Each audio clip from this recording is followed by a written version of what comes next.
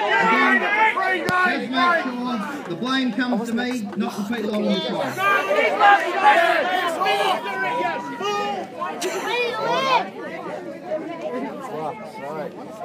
Thanks a lot, Flex. When I first lived here, I lived in Peggs Creek under canvas and railway sleepers. That was our accommodation in those days, 1970. Anyway, what I'm really here to do is I've created a petition along Parliament. If you get that petition signed, that will go in 2 weeks' time and we'll start an inquiry. The inquiry needs to investigate who the decision makers were, was there due diligence, and why has Horizon Power stuffed this up so unambiguously?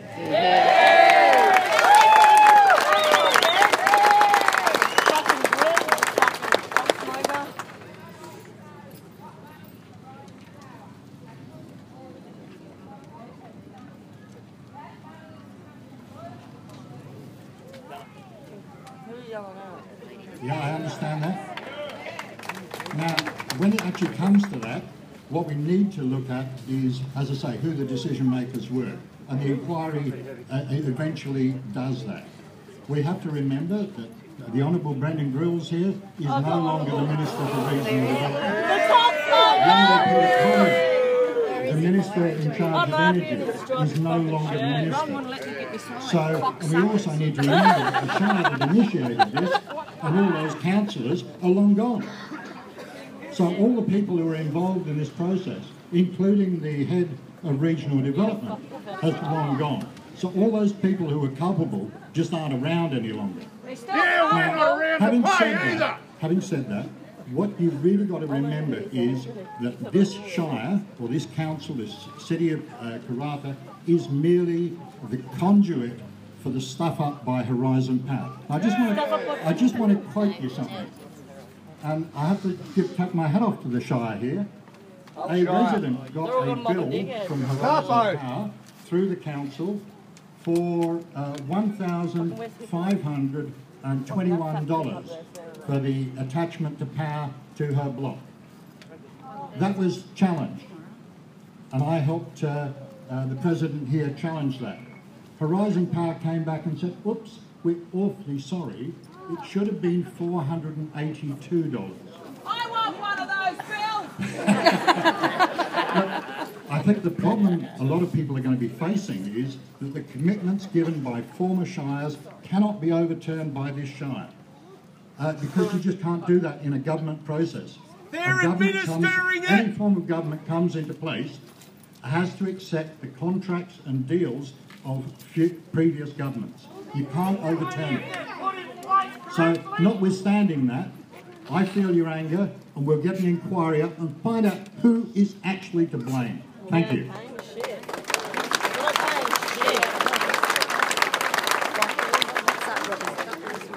G'day, my name's Bill Johnston. I'm the Labor spokesperson for Energy Matters, and the Honourable Stephen Dawson, who's the Labor member up in this part, has asked me to come and talk to you. The first thing I want to say is, don't worry about what people say now, ask what they said at the time. When did Brendan Grills tell you that you were going to pay for the underground power? I've read, and I've got them here if you want to see them, what Brendan Grills said in 2008, 2009 and 2010, when he said that royalties for regions would pay for the underground of power.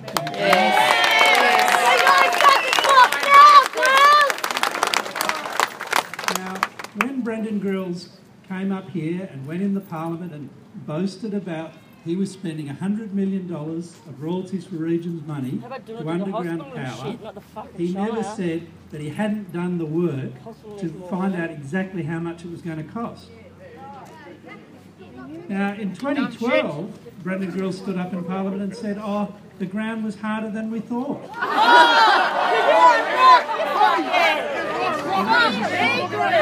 That was a shock to him. He'd done so much planning for this project that he didn't know that the rocks that you build your houses on are hard. And so now he says he's going to make you pay for the extra costs. When did he say that? In 2008. When did he say it in 2009? When did he say it in 2013? That's right. He went to the last election not telling the truth. Exactly. Now, Oh, Grills, not telling the truth. He should be fucked off out of here. Except that he doesn't know the story on this. He said that in the metro area it's half by the government and half by the councils. That's not true for undergrounding in the city. It's a third. A third's paid by Western Power, a third is paid by the Office of Energy, and a third is paid by councils. It's optional. But what? And it's optional, not wrong. quite right. But because the Point councils again, have to Brendan. part of it. But there's another thing. When you get underground power in the city, you're not promised it for free. You're not promised. Nobody goes to you in the city and says royalties for regions are going to pay for this and boast about the success of royalties for regions. That doesn't happen in the city. So there's a big difference here. Brendan Grills promised to do this out of royalties for regions money, not out of your pocket. And that's the thing that Brendan Grills doesn't explain today, hasn't explained yesterday, but needs to be held to explain why he's not telling you the full story. Thank you.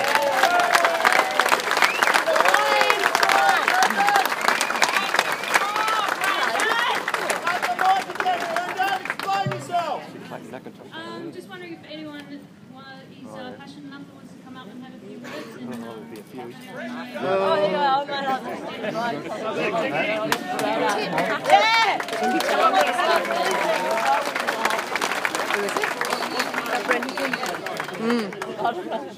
And, G'day guys, my name's Robert Hinckless.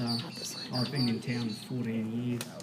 Quite a few of you probably know me. Run my own business here, etc, etc. Why I'm up here today is to talk on behalf of residential owners. Listen, don't attack me, but I am for underground power. I have been personally touched by having power out for 3 days, etc. While my wife was 6 months pregnant with our first baby. That was no good. So I don't want that to happen again, but so I'm passionate about getting it done. What I am against is being charged for the whole amount up front. Why are we being charged for 25 years worth of infrastructure use? And I could sell my house tomorrow and only be in it or for another few days or a year. I've paid for all of that. And the next guy that comes in doesn't have to pay anything. How about that?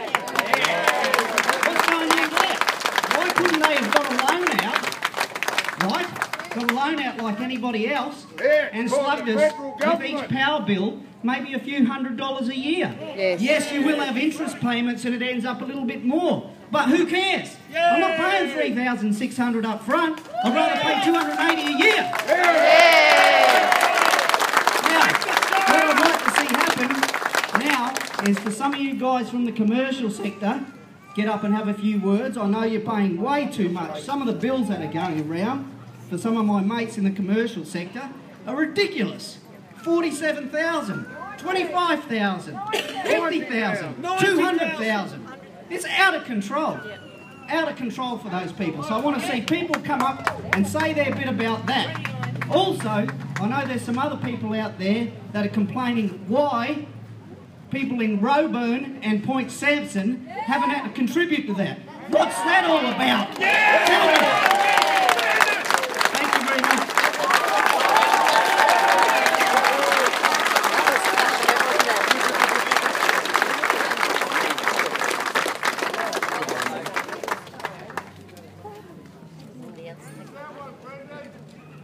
Take the floor, Brendan. He's too ashamed of you.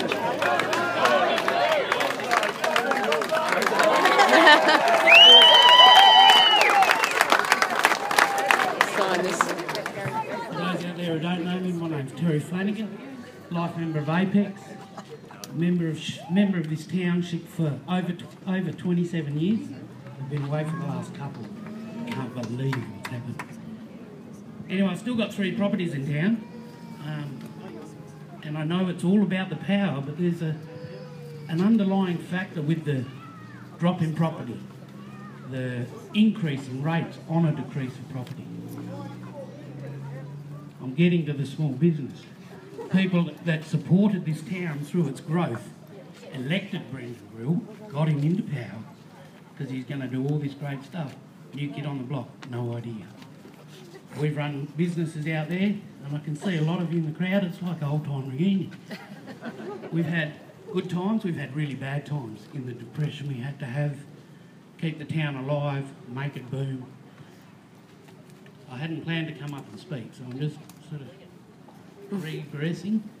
But to hit the businesses in the LIA, myself personally, I picked up a $27,000 bill for my yard. When I built the sheds out there, I had to pay $17,000 for a upgrade to the power transformers. Yeah, we all do. So, let me just regroup, sorry. So everybody's doing it hard. Everybody's up in arms about it all. I'm the same. I don't disagree with underground power, except for if it gets flooded, which because all the pits have been so open and covered up and now they're trying to find them again, it's going to be contaminated. So when the power goes out, when the water comes in, we're going to be out of power for more than a week. It hasn't been completed in a timely factor. The wages were high up here. People have sat back on the haunches and not actually done the work. I know people, because I've been involved with the backpackers, and they'd say, oh, I've got a job on the underground power. We go down the pub for 4 or 5 hours, you know? Who was managing the contract? Who was looking after it? So it's been a blowout. It's not our blowout. We were never told we were going to pay this much for it. There was going to be a connection charge, obviously. But to try and calculate it back, 30% power connection in Perth, if you wish to have it, you can do it. Here, no option, pay 3 or 4 grand, because we've overspent by 170 million and we haven't even finished yet. Yeah. What's to say they're not going to charge us again if it blows out again? Yeah. Do we get to hold shares in the company, or does the government go and sell it off? Sell off the asset that we've invested in? There's bigger arguments, bigger fish to fry. I believe Brendan has got some case to answer. He's trying to take the flak so as we lose focus of who can make a difference. The councillors that we've elected can make a difference if they wish. It seems like they're puppets and they're following what they're... Yeah, call for a revote. Yes, sack the Shire! I'm not going to cause a rabble, but that's all I was going to get up and say. I know we're all passionate about it. We need to keep calm heads and fight it properly, fight it on the right fronts, and don't just... Let's not be a lynch mob.